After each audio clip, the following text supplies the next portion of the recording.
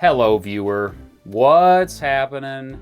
I am Mr. Beat, and in this video I will be looking at why two states within the United States hate each other, Michigan and Ohio.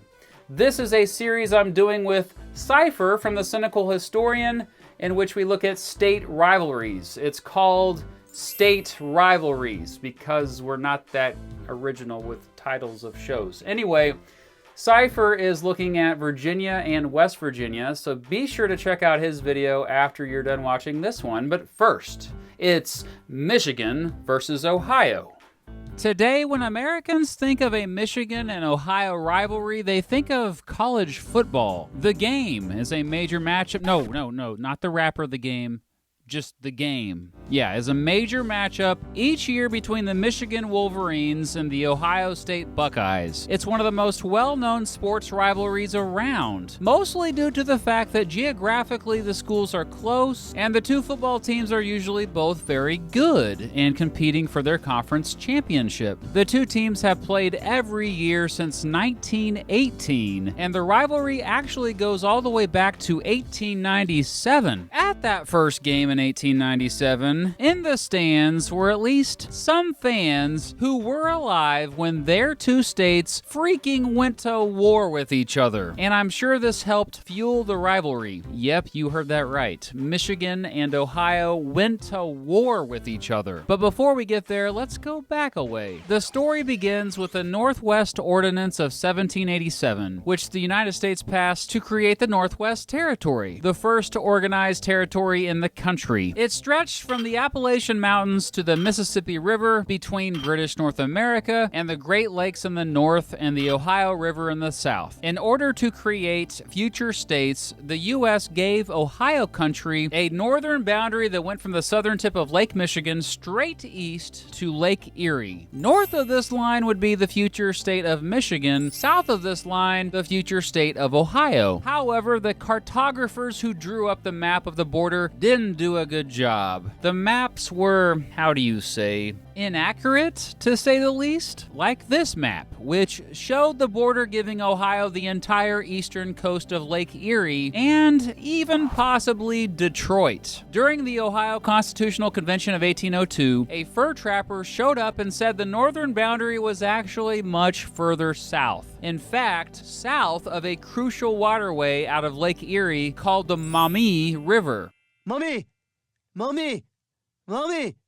Well, this freaked the Ohioans out. Hoping to push their luck, they went ahead and made the northern border just north of the Maumee River and hoped the federal government wouldn't notice when it admitted Ohio as a state in 1803. Well, guess what? People noticed. In 1805, when folks tried to establish the territory of Michigan, surveyors realized the southern tip of Lake Michigan was further south of the Maumee River. So, there was a classic border dispute. And for many years, the federal government did not step in. Finally, in 1817, it sent a dude named Edward Tiffin to check it out. His team concluded that the border that went just north of the Maumee, as recognized by the Ohio Constitution, was indeed the accurate one. The problem, though, was that Tiffin might have been a little biased. You see, he used to be the governor of Ohio. So, of course, Michiganders were going to protest. Michigan Territorial Governor Lewis Cass went to President James Monroe to ask for another survey at the border. The second team, led by John Fulton, came out to more accurately put the border directly east of the southern tip of Lake Michigan, which was well south of the mouth of the Maumee River. After both surveys, a strip of land about 8 miles wide in the east and 5 miles wide in the west was in limbo, with claims from both Ohio and Michigan territory. Folks later called it the Toledo Strip, after the prominent town of Toledo was established where the Maumee River meets Lake Erie in 1833. So yeah, you've heard of Toledo, Michigan, right?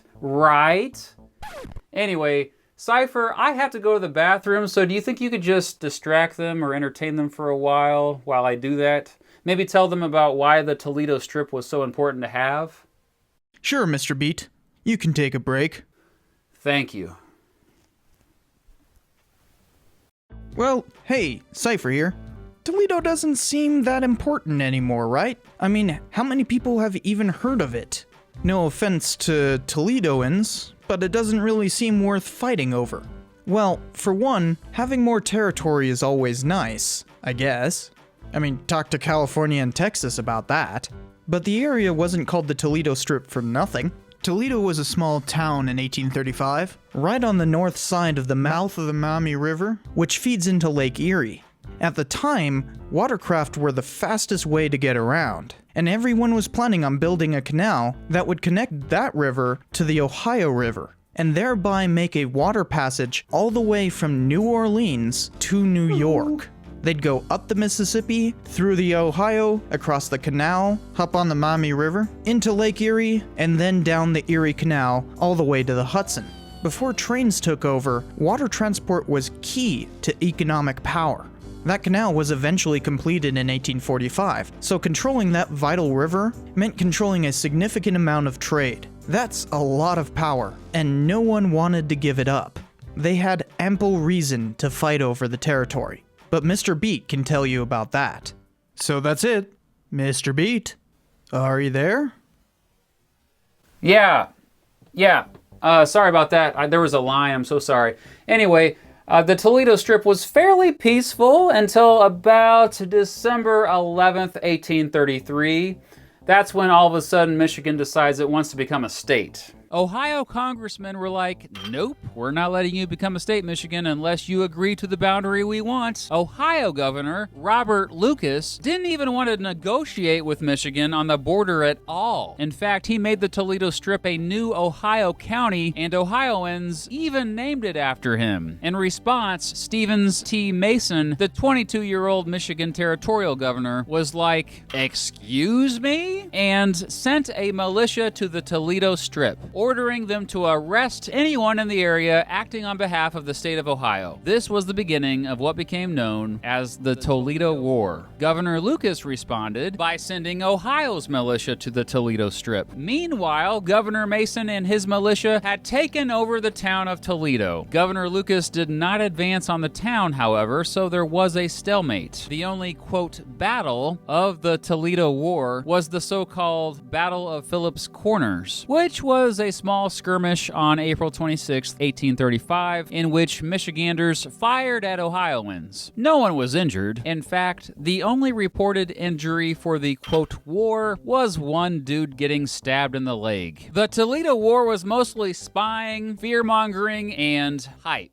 The fear-mongering, by the way, led to Ohioans calling Michiganders, quote, Wolverines, since Wolverines were pesky little monsters. Michiganders ended up embracing the nickname, however, and today it's the official mascot of the aforementioned University of Michigan. Anyway, the Toledo War did catch the attention of President Andrew Jackson. He quickly sent representatives out there to try to solve the crisis. These representatives tried to get Ohio and Michigan to both govern the Toledo Strip until the United States Congress could figure out a compromise. The Ohio legislature was cool with this, but Governor Mason refused the proposal. So Ohio moved its militia even closer to the Michigan militia. Ultimately, President Jackson removed Mason as the Michigan territorial governor for not cooperating with his representatives and replaced him with a dude named John Horner. Don't worry, Mason would be back later as the youngest governor in American history at 23 years old. Anyway, Horner played along, and on June 15, 1836, President Jackson ratified a compromise between him and Governor Lucas. Ohio would get Toledo, and Michigan would get most of the Upper Peninsula and get to finally become a state. The Toledo War, which again wasn't much of a war, was over. Okay, yeah, so Toledo, Ohio. That sounds much more familiar. What about the rivalry between the two states ever since? It's pretty much just been sports. Today, if you ask the average Michigander or Ohioan about the state rivalry, the first thing that comes to mind is the hatred of either the Michigan Wolverines or the Ohio Buckeyes. There's also the professional sport rivalries to a lesser extent, depending on how good each team is. So, sports, the over a century-long rivalries of sports teams. Most will not bring up the time the two states almost went to war with each other. But ask the locals who won the Toledo War and you might get different answers. Sure, Ohio got Toledo and the waterway, but that waterway became much less important after the invention of the railroad. And Michigan got some mad natural resources in the Upper Peninsula. So who do you think got the better deal? Ohio or Michigan? Let me know in the comments below. And as always, if you are actually from one of these two states, I would love to hear from you. Don't forget to check out Cypher's video about West Virginia versus Virginia over on his channel, The Cynical Historian. And finally, if there are other state rivalries that you think we should cover for this series, let us know. Thank you so much for watching.